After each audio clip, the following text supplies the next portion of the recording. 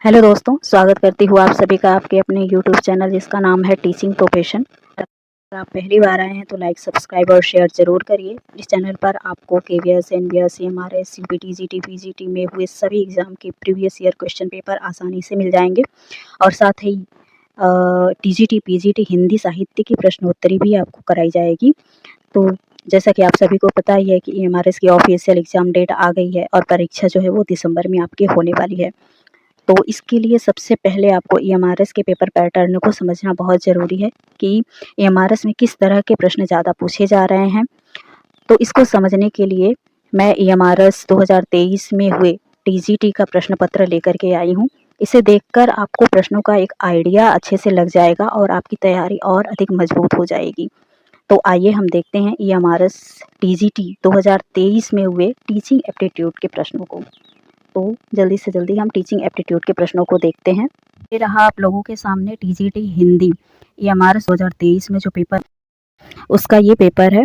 ये हिंदी विषय का पेपर था, लेकिन इसमें जो भी सामान्य जागरूकता, तर्क क्षमता, आईसीटी, शिक्षण अभिवृत्ति आई हुई थी वो सभी के लिए कॉमन था। सिर्फ अपना जो सब्जेक्ट था वो अलग था। तो जल्दी से जल्दी अब हम देखते हैं इसमें शिक्षण अभिवृत्ति यानी टीचिंग एप्टीट्यूड के प्रश्नों को। तो चलिए जल्दी से हम उन प्रश्नों पे चलते हैं। ये बाकी के जो जनरल अवेयरनेस है और रीजनिंग वगैरह है, इनकी वीडियो मैं एक बाद में बनाऊंगी। सबसे पहले अभी हम देखते हैं इसमें टीचिंग एप्टीट्यूड वाले जो प्रश्न हैं इनको देखते हैं। तो यहाँ पे आपके सामने ये दिख रहा है, ये प्रश्न नंबर 31 से शुरू था। तो इसको हम सबसे पहले देखते हैं 31। तो 31वां प्रश्न यानी कि इस टीचिंग एप्टीट्यूड के 10 प्रश्न आए थे, तो उसमें से हम 31वां यानी कि नंबर 1 इसको हम देखते हैं। 10 प्रश्नों में से नंबर 1 ये प्रश्न है। ये कह रहा है कि एक शिक्षक संप्रत्यय समझाने के लिए पहले सिद्धांत व नियम बताता है और फिर उदाहरण देता है। वह कौन सा उपागम अपना रहा है? प्रश्न एक बार और सुन लीजिए। एक शिक्षक संप्रत्यय समझाने के लिए पहले सिद्धांत व नियम बताता है और फिर उदाहरण देता है, तो वह कौन सा उपागम अपना रहा है? यानी कि एक टीचर जो है वो अपने कॉन्सेप्ट को समझाने के लिए सबसे पहले रूल और प्रिंसिपल्स बताता है और उसके बाद एग्जाम्पल देता है। तो बताइए कि वह कौन सा तरीका अपना रहा है पढ़ाने का। तो इसका जो सही ऑप्शन माना गया था, ऑफिशियल आंसर की के अनुसार सारे इसके उत्तरों को बता रही हूँ मैं, तो इसका उत्तर माना गया था निगमनात्मक। निगमनात्मक ये आपका सही हो जाएगा, निगमनात्मक। ये ऑप्शन सही है आपका। अब नंबर 2 हम देखते हैं। नंबर 2 कह रहा है कि समन्वित यानी कि इंटीग्रेटेड पाठ्य पुस्तक की कौन सी विशेषता नहीं है? यानी इंटीग्रेटेड पाठ्य पुस्तकों की कौन सी विशेषता नहीं है? तो सबसे पहले तो आपको जो भी ये नहीं वाले प्रश्न होते हैं इनको ध्यान से पढ़ना है। कह रहा है कि इसमें जो आपको दिया गया होगा सारी उसकी विशेषताएं दी गई होगी, इंटीग्रेटेड पाठ्य पुस्तक की विशेषताएं दी गई होंगी, लेकिन आपको ऐसी विशेषता ढूंढनी है जो उसकी विशेषता नहीं हो, ऐसा विकल्प चुनना है। तो इसका ये आंसर नंबर 4 हो जाएगा, विकल्प नंबर 4 हो जाएगा कि ये विद्यार्थियों के व्यक्तिगत अधिगम तरीकों के लिए उपयुक्त सिद्ध नहीं होती। अधिगम मतलब सीखने के तरीकों। तो जो भी किताबें होती हैं वो विद्यार्थियों के व्यक्तिगत सीखने के तरीकों के लिए उपयोगी सिद्ध होती हैं, लेकिन यहाँ पे दिया हुआ है कि नहीं होती हैं। तो ये जो है वो इसकी विशेषता नहीं है, तो नहीं पूछ रहा है, तो इसलिए ये वाला ऑप्शन आपका सही हो जाएगा। बाकी ये सभी जो हैं ये इसकी विशेषता है कि ये शिक्षकों की सहायता करती है, पाठ्यक्रम को हम अच्छे से उसमें तैयार कर सकते हैं, सामग्री तैयार कर सकते हैं। ये सारी इसकी विशेषताएं हैं, सिर्फ ये वाली विशेषता नहीं है इसकी। ठीक, अब हम देखते हैं तीसरा प्रश्न कह रहा है कि कथन को पूरा कीजिए। कथन को पूरा करना है। इसमें कथन दिया गया है, कह रहा है कि यदि शिक्षण में कुछ भी नहीं सीखा गया हो तो कुछ भी नहीं क्या किया गया। कह रहा है कि अगर टीचर जो है, एक बार प्रश्न को फिर से देख ले कि यदि शिक्षण में कुछ भी नहीं सीखा गया हो तो कुछ भी नहीं क्या किया गया। तो कह रहा है कि अगर विद्यार्थी ने कुछ भी नहीं सीखा है तो इसका क्या मतलब है, क्या नहीं किया गया? अवलोकित नहीं किया गया, पढ़ाया नहीं गया, या अध्ययन नहीं किया गया, या जांचा नहीं गया। तो इसका जो सही उत्तर हो जाएगा, जो ऑफिशियल आंसर की आई थी उसके अनुसार, कि कुछ भी, यदि शिक्षण में कुछ भी नहीं सीखा गया तो यानी कि कुछ भी नहीं पढ़ाया गया। इसका ऑप्शन नंबर 2 सही हो जाएगा, कुछ भी नहीं पढ़ाया गया।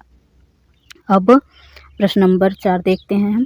प्रश्न नंबर 4 कह रहा है कि एक सृजनात्मक विद्यार्थी वह है जिसके पास, एक सृजनात्मक विद्यार्थी वह है जिसके पास है क्या चीज़ है, यानी कि एक क्रिएटिव स्टूडेंट जो है वही है जिसके पास क्या है, मौलिकता है, यानी कि मौलिकता और नम्यतापूर्ण विचार है। ये वाला ऑप्शन सही हो जाएगा। अब प्रश्न नंबर 5 कह रहा है कि किस प्रकार के सूचना संप्रेषण प्रौद्योगिकी, ये वाला प्रश्न नंबर 5 है कि किस प्रकार के सूचना संप्रेषण प्रौद्योगिकी उपकरण शिक्षार्थी के केंद्रित उपागम में उपयोगी नहीं होते।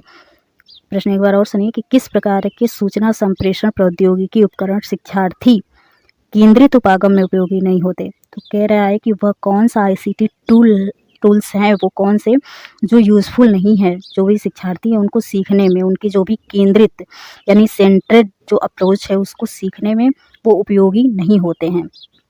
तो इसका जो सही आंसर माना गया था वो ऑप्शन नंबर 2 सूचनात्मक, ये उपयोगी नहीं होते हैं। ठीक है, अब हम प्रश्न नंबर 6 पे आते हैं। प्रश्न नंबर 6 कह रहा है कि निम्नांकित में से कौन सी अधिगम के लिए आकलन, निम्नांकित में से कौन सी अधिगम के लिए आकलन की विशेषता नहीं है।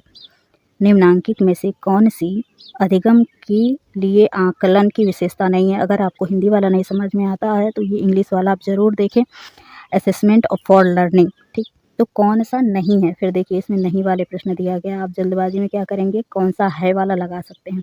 तो है नहीं देखना है, नहीं पे ज़्यादा ध्यान देना है। तो इसका सही उत्तर हो जाएगा नंबर 4, ये विकल्प नंबर 4 सही है कि यह निर्णयात्मक है और अतः मूल्यांकन का हेतु है। यह निर्णयात्मक है और मूल्यांकन का हेतु है, ये वाला नहीं है। ठीक है, यह आकलन की विशेषता नहीं है, इसको याद रखिएगा। तो अब प्रश्न नंबर 7 हम देखते हैं। प्रश्न नंबर 7 कह रहा है कि ऐसा कथन पहचानिए जो सत्य न हो। देखिए यहाँ पे भी फिर से न आ गया, जो सत्य न हो उस कथन को आप पहचानिए अच्छे से। ठीक, तो आपको न वाले प्रश्न, नहीं वाले प्रश्नों को अच्छे से देखना है। तो इसका जो सही उत्तर माना गया था वो ऑप्शन नंबर 3 माना गया था कि वस्तुनिष्ठ प्रकार के प्रश्न विद्यार्थियों की सृजनात्मक योग्यता मापन हेतु अधिक उपयोगी होते हैं। वस्तुनिष्ठ प्रकार के प्रश्न विद्यार्थियों की सृजनात्मक योग्यता मापन हेतु अधिक उपयोगी होते हैं। ऑब्जेक्टिव टाइप जो आइटम्स होते हैं वो विद्यार्थियों के सीखने, सृजनात्मक योग्यता को मापने के लिए अधिक उपयोगी होते हैं, लेकिन ये उपयोगी नहीं होते हैं। जो भी ऑप्शनल होते हैं वो उसमें क्या करता है, विद्यार्थी जो भी है तुक्का लगा देता है। ठीक, तो ये वाला नहीं है। तो अच्छे से इन प्रश्नों को आप देखिए, क्या पता 1-2 प्रश्न इसमें से ही दे दिए जाए या इसी तरह के प्रश्न बना दिए जाएँ फिर से। प्रश्न नंबर 8 को हम देखते हैं। प्रश्न नंबर 8 कह रहा है कि खेल विधि का कौन सा सिद्धांत स्व अनुशासन उत्पन्न करने में सहायक होता है। खेल विधि का कौन सा सिद्धांत स्व अनुशासन उत्पन्न करने में सहायक होता है। कह रहा है कि खेल विधि का वह कौन सा सिद्धांत है, कौन सा प्रिंसिपल है जो अपने आप में अनुशासन उत्पन्न करने में सहायता करता है। तो इसका जो सही उत्तर हो जाएगा नंबर 1 उत्तरदायित्व। उत्तरदायित्व का सिद्धांत, कि अगर हर विद्यार्थी को उसका उत्तरदायित्व दे दिया जाए तो वो क्या करता है, फिर अनुशासित होकर के अपने काम को करता है। अब प्रश्न नंबर 9 को देखते हैं। प्रश्न नंबर 9 कह रहा है कि निम्नांकित में से कौन इकाई परीक्षण से संबंध नहीं है। निम्नांकित में से कौन इकाई परीक्षण से संबद्ध नहीं है। ठीक, तो इसका जो सही उत्तर माना गया था ये ऑप्शन नंबर 4, ऑप्शन नंबर 4 हो जाएगा कि मानकीकृत उपलब्धि परीक्षणों का प्रयोग, मानकीकृत उपलब्धि परीक्षणों का प्रयोग। ठीक, ये वाला सही हो जाएगा आपका। अब प्रश्न नंबर 10 को हम देखते हैं। प्रश्न नंबर 10 कह रहा है निम्नांकित में से कौन सा कारक अधिगम को सबसे कम प्रभावित करता है। निम्नांकित में से कौन सा ऐसा कारक है जो अधिगम यानी सीखने को सबसे कम प्रभावित करता है। कह रहा है कि इसमें तो अब आपको अच्छे से देखना होगा, इसमें जो भी ऑप्शन दिए गए होंगे वो चारों ऑप्शन सीखने में प्रभावित करेंगे, लेकिन कह रहा है सबसे कम कौन करता है। ये सभी प्रभावित करते हैं सीखने को, लेकिन सबसे कम कौन सा प्रभावित करता है इनकी तुलना में, इन चारों की तुलना में। तो पाठ्य सहगामी क्रियाएं, अनुकरण, परिपक्वता या तत्परता कौन सबसे कम करता है? तो ये पाठ्य सहगामी क्रियाएं ये सबसे कम प्रभावित करती हैं। अनुकरण, परिपक्वता, तत्परता ये ज़्यादा इनकी तुलना में हमें चारों ऑप्शन की तुलना में देखना है। तो ये पाठ्य सहगामी क्रियाएं जो हैं वो मानी गई थी। तो ये रहे आप लोगों के 10 प्रश्न के ICT के। तो अगर आप लोगों को ये वीडियो अच्छी लगी हो तो इसके जो बाकी के जो पार्ट हैं, जो भी ये रीजनिंग, ICT, जनरल अवेयरनेस, तो इन आदि के प्रश्नों की भी मैं वीडियो बना दूंगी। तो प्लीज़ आप कमेंट में ज़रूर बताइए कि मैं इस तरह के प्रश्नों की सीरीज़ को ऐसे ही जारी रखूं। तो मुझे आपके कमेंट का इंतज़ार रहेगा ताकि मैं नेक्स्ट पार्ट की वीडियो बना सकूं। धन्यवाद।